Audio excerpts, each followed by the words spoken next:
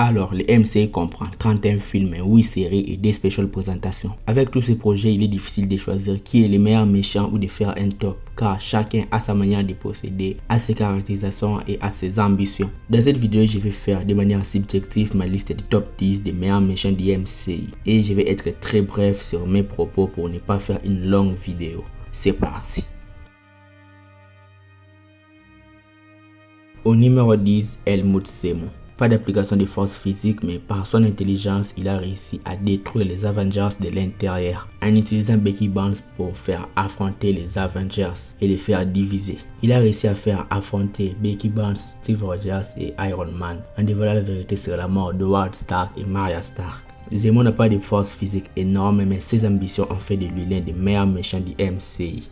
Au numéro 9, les soldats de l'hiver. En effet, les soldats de l'hiver méritaient d'être plus loin, même dans les top 5 de ces classements. Mais ici, ce n'est pas le cas parce que le personnage n'a pas vraiment des ambitions et des motivations exactes. Il est juste une machine à tuer, une marionnette au service d'Hydra. Mais sa force et ses techniques de combat font de lui l'un des meilleurs méchants du MCU, sans oublier son arc de rédemption. En numéro 8, Wenwu. Un super personnage avec les 10 anneaux qui lui donnent un pouvoir surhumain, une force surhumaine, une longévité surhumaine. Il est un mari qui cherche à tout prix à ressusciter sa femme, mais il fut manipulé par les démons de l'ombre qui lui fait paraître comme un fou devant ses enfants. Sa relation avec ses enfants était vraiment très spéciale et il faut savoir que Wenwu nous a montré le vrai amour pour sa femme, qui était prête à tout pour les revoir. Jusqu'à aller combattre son fils, ce qui nous a donné l'un des meilleurs combats du MCU.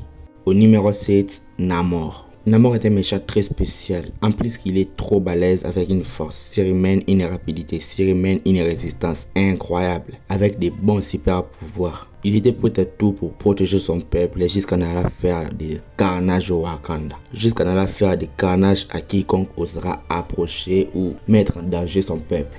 Namor est un méchant qui est prêt à tout pour protéger l'identité de son pays, l'identité de son peuple pour mieux se cacher du reste du monde. Namor est un méchant qui aime son peuple, un bon dirigeant, ce qui nous a donné un bon combat contre les Wakandais et les Talokan.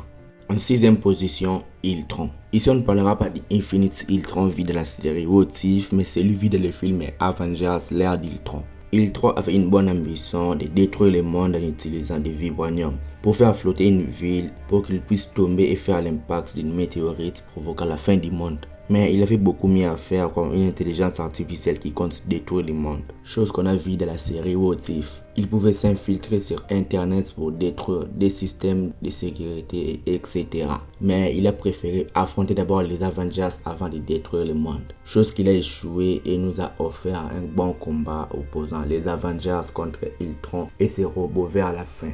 En 5e position, le bouffon vert. En parlant du bouffon vert, on va donc combiner celui de la saga de Sam Raimi et celui de Spider-Man No Way Home, étant donné que les films de Sam Raimi sont canoniques au MCU. Le bouffon vert est un méchant iconique car il a fait vivre un terrible cauchemar à Peter Parker. Sa personnalité démoniaque était incroyable et super fort, avec une ambition de faire de la vie de Peter Parker un véritable enfer. Le bouffon vert a réussi à faire ce que d'autres méchants n'ont pas réussi à faire, tuer Tante May, chose qui fit un terrible choc pour nous les spectateurs et pour lui-même Peter Parker.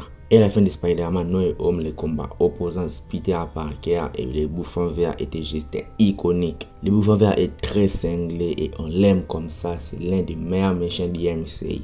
En 4e position, Killmonger. Killmonger est un bon méchant qui ne se résume pas par la force physique, mais par sa manière de posséder, de penser et ses objectifs. Killmonger représente le problème du monde actuel car les pays riches n'aiment pas aider les pays pauvres alors qu'ils en ont des moyens. C'est ça le but et la mission de Killmonger, c'est de réparer les injustices des puissants pays du monde à travers les pays pauvres. Il veut que le vibranium du Wakanda soit partagé au monde entier pour aider le monde. Ce n'est pas la force qui définit Killmonger comme étant un bon méchant, car Killmonger ne nous a pas montré, ne nous a pas offert des combats iconiques, mais par ses objectifs, ses procédés et ses ambitions qui font de lui un très bon méchant.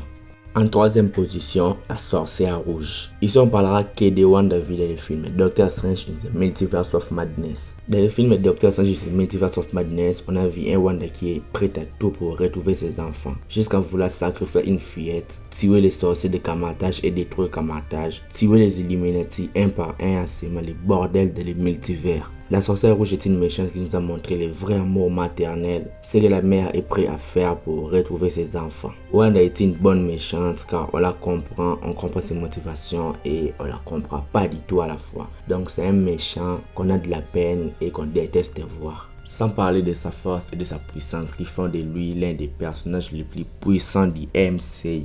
En deuxième place, Loki. Loki est un méchant qu'on aime détester. C'est un personnage incroyable, le dieu de la malice, le frère de Thor. Loki est le méchant qui a eu les meilleurs actes de rédemption de l'MCU. D'abord méchant pas trop cool dans le film Thor. Ensuite méchant incroyable dans le film Avengers. Ensuite méchant en pleine rédemption dans le film Thor, le monde des ténèbres. Ensuite anti-héros dans le film Thor Ragnarok. Et mort en tant que héros dans le film Avengers Infinity War. Loki, en plus d'avoir une belle mort dans le film Avengers Infinity War, il a eu une meilleure rédemption dans sa série Loki. Même si on parle de Loki qui est mort dans le film Avengers Infinity War ou du Loki qu'on voit dans la saison 1 de la série Loki, ils sont tous des Loki qu'on aime et ils seront toujours dans la deuxième place pour moi parmi les méchants préférés, les meilleurs méchants du MCU.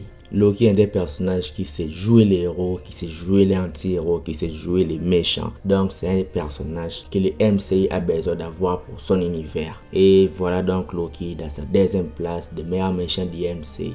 Au numéro 1, Thanos, le titan faux. Thanos est classé plus haut de ses classements à cause de sa puissance, son histoire, son développement et surtout ses ambitions. Thanos d'Avengers Infinity War était un méchant dont les intentions étaient bonnes mais la manière de procéder n'était pas convenable. Tuer la moitié de la population pour que l'autre moitié puisse prospérer afin de bénéficier des ressources de la planète. Et dans Avengers Endgame, on avait aussi un autre Thanos qui avait aussi de bonnes ambitions de tuer le monde entier pour qu'il n'y ait pas de survivants qui n'oublient pas leur passé, afin que l'autre génération ne sache jamais ce qui s'est passé dans le monde.